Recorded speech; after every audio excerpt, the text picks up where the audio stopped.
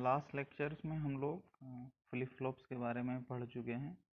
That flip flop is a basic memory element which is use to store one bit. Now if we have to store more than one bit, for example there is a number given in which there are n bits, तो हमको क्या करना होगा, we have to combine n flip flops.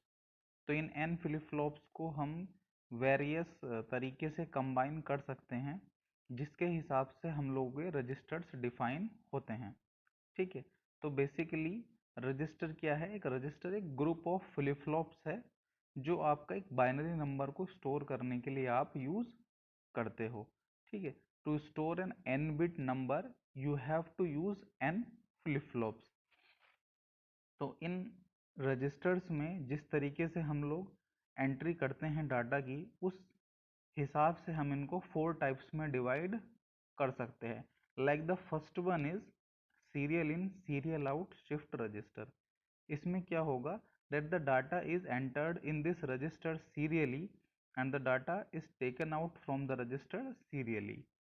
Means this is the input of this register, that जो भी हमको data save करना होगा वो यहाँ पे लगाएंगे हम, और ये सीरियली इस this complete structure is a register which is used to store 4 bit of data, और यहाँ से हमको आउटपुट मिलेगा.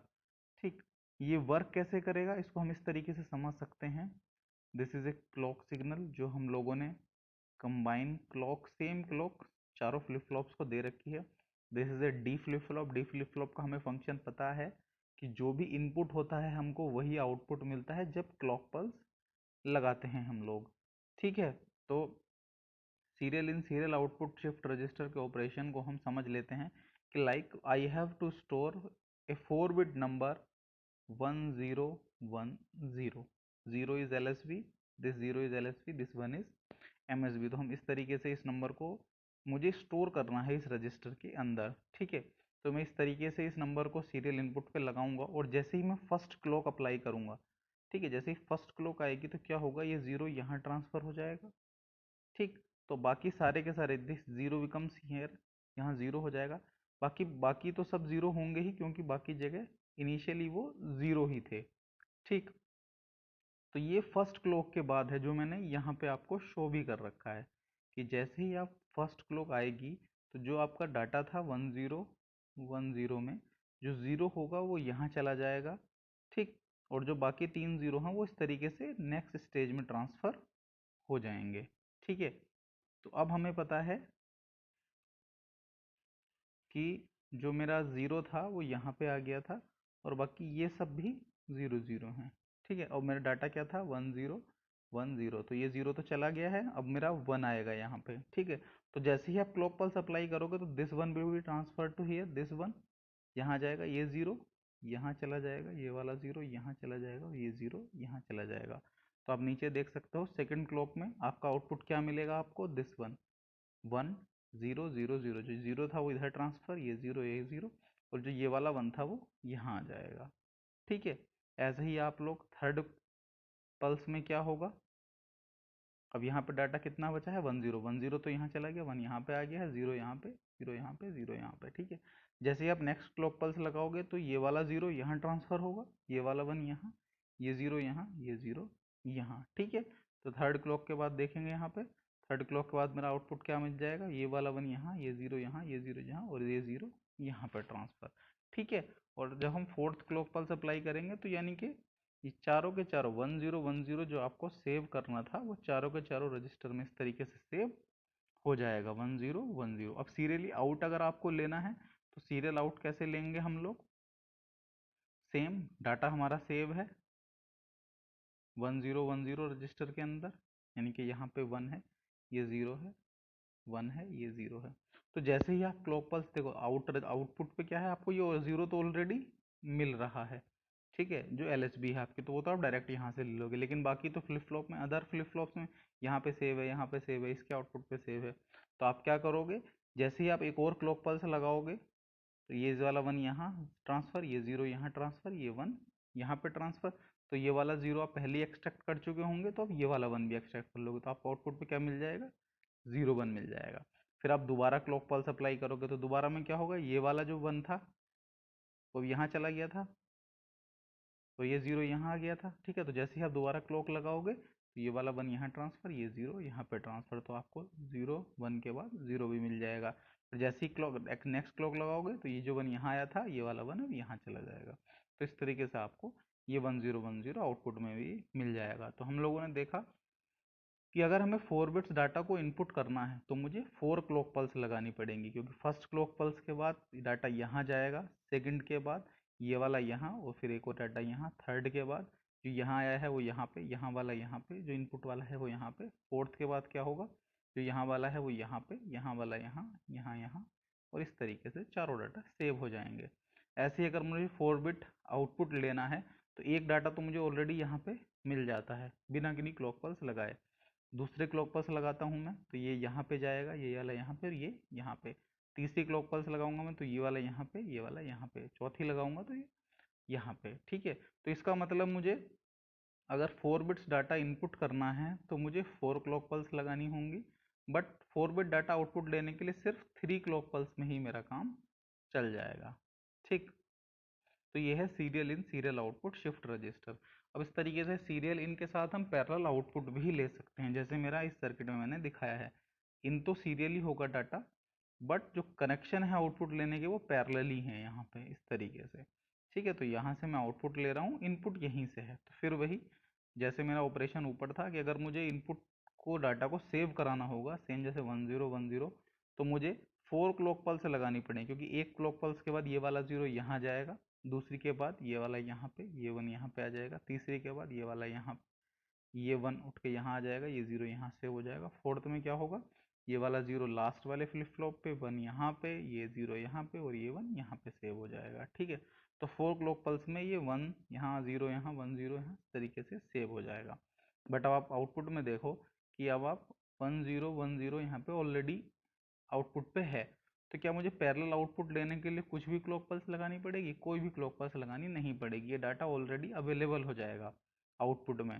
ठीक है, तो क्योंकि आपको क्लॉक पल्स कब लगानी है, जब आपको डाटा को इनपुट से आउटपुट पे भेजना है डी फ्लिप फ्लॉप के। जब ऑलरेडी आउटपुट पे अवेलेबल है तो वो उसको सीधे आप कनेक्शन से ले सकते हैं। तो अगर सीरियल इन पैरेलल आउटपुट में आपको n number of clock pulse चाहिए सेव करने के लिए, बट 0 क्लॉक पल्स चाहिए आउटपुट के लिए। ठीक है, अब नेक्स्ट जो हमारा आता है वो serial parallel in serial output.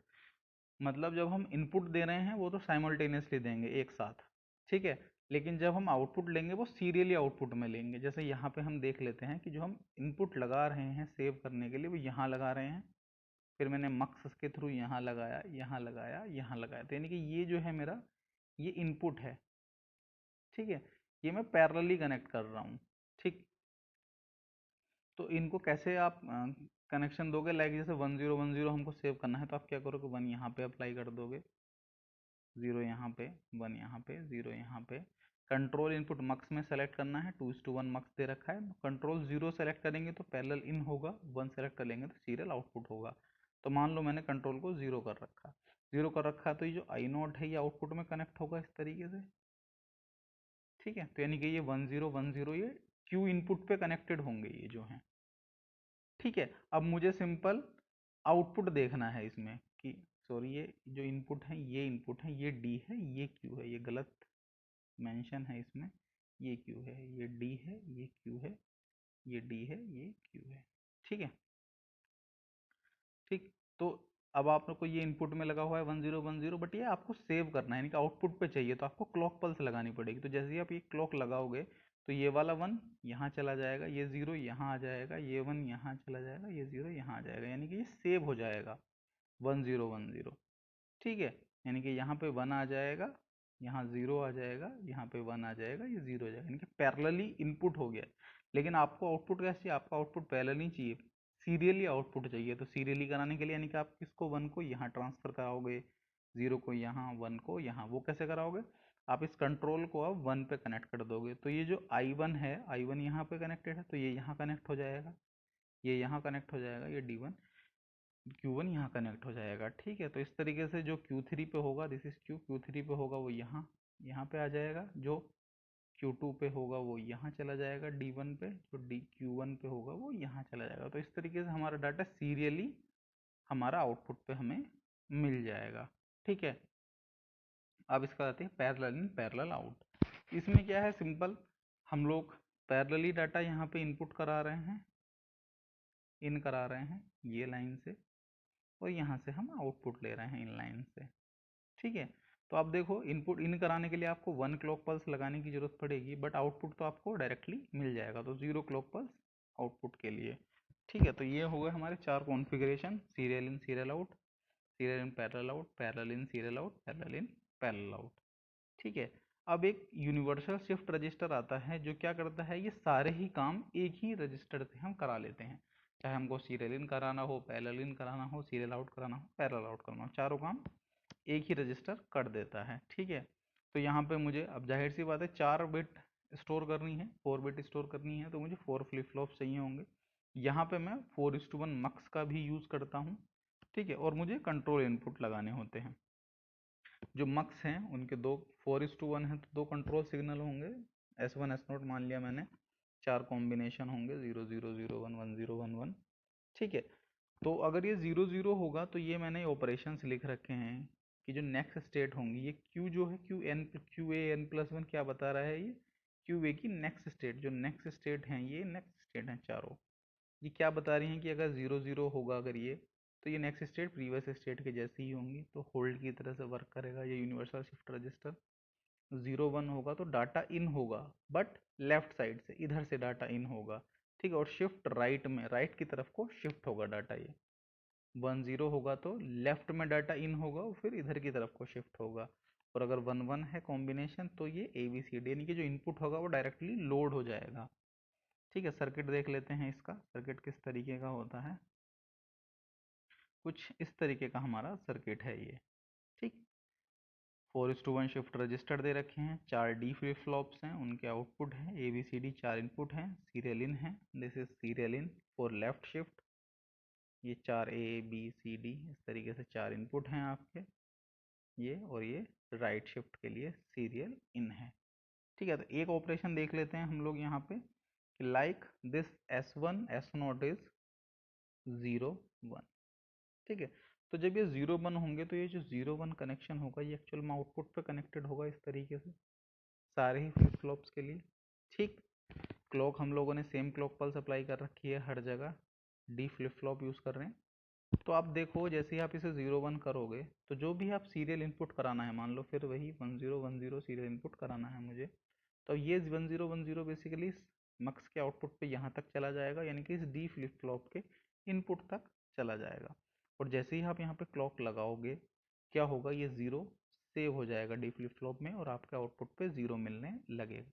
अब देखो कनेक्शन कहाँ हो रहा है, यहाँ पे हो रहा है 0 1 पे, यानी कि अब ये 0 यहाँ से ट्रांसफर होकर कहाँ चला जाएगा, यहाँ पे। और आपने S0 S1 तो 0 1 कर ही रखे हैं ऑलरेडी, तो ये 0 1 आउटपुट पे कनेक्टेड है, यानी कि ये कहाँ चला जाएगा, तो यहाँ पे। यानी कि जो ये आउटपुट का कनेक्शन था वो एक्चुअल में कहाँ कनेक्टेड है, नेक्स्ट फ्लिप फ्लॉप पे कनेक्टेड है। ठीक है, तो अगर ये 0 यहाँ पे भी कनेक्टेड है बट इनपुट पे है, अभी आउटपुट पे नहीं मिलेगा ना, जो नेक्स्ट क्लॉक लगाओगे वो तब आपका आउटपुट पे जाएगा। तो जैसे आप सेकंड क्लॉक लगाओगे तो क्या होगा, ये वाला 1 जो था वो तो यहाँ ट्रांसफर होगा, और जो ये 0 आपका इनपुट पे चला गया वो आउटपुट पे चला जाएगा, यानी कि यहाँ पे फिर 1 हो जाएगा और यहाँ पे 0 हो जाएगा। तो 2 क्लॉक पल्स हैं, 2 बिट सेव हो गई। इस तरीके से ही आप अगली 2 क्लॉक पल्स लगाओगे तो जो ऊपर आपके 2 फ्लिप फ्लॉप्स हैं उनमें 2 बिट स्टोर हो जाएंगी। तो इस तरीके से आपका 1 0 1 0, यहाँ पे 1 आ जाएगा, यहाँ पे 0 आ जाएगा, फिर ऊपर यहाँ पे 1 आ जाएगा, यहाँ पे 0। इस तरीके से आपकी 4 बिट आपकी सेव हो जाएंगी। तो ये ऑपरेशन हमने देखा किसका, सीरियल इन हो गया है, सीरियल। ठीक है, अब यहाँ तो चाहे आप पैरेलल आउट भी ले सकते हो, अगर QD QC QB QA से अगर डायरेक्ट कनेक्शन अगर आपने आउटपुट पे ले रखे हैं तो आप पैरेलल आउटपुट भी ले सकते हो। और अगर इसको सीरियल आउटपुट लेना है आपको, तो हमने देखो हमने इसका कनेक्शन यहाँ पे भी कर रखा है। ठीक है, तो हम इसको सिर्फ अगर मैं QD से आउटपुट लेना चाहूँ यहाँ से, तो एक एक करके भी मैं आउटपुट ले सकता हूँ। अगर पैरेलल लेने हैं तो ठीक, अगर मुझे सीरियली लेना है यहाँ से तो भी मैं ले सकता हूँ। ठीक है, उसके लिए नेक्स्ट 3 पल्स मुझे क्लॉक पल्स देनी पड़ेंगी, तो मुझे QD से मेरा आउटपुट मिल जाएगा। तो इस तरीके से यूनिवर्सल शिफ्ट रजिस्टर वर्क करता है। तो आई थिंक आपको रजिस्टर्स के बारे में इनफ एक नॉलेज मिल गई होगी। ठीक है, थैंक यू।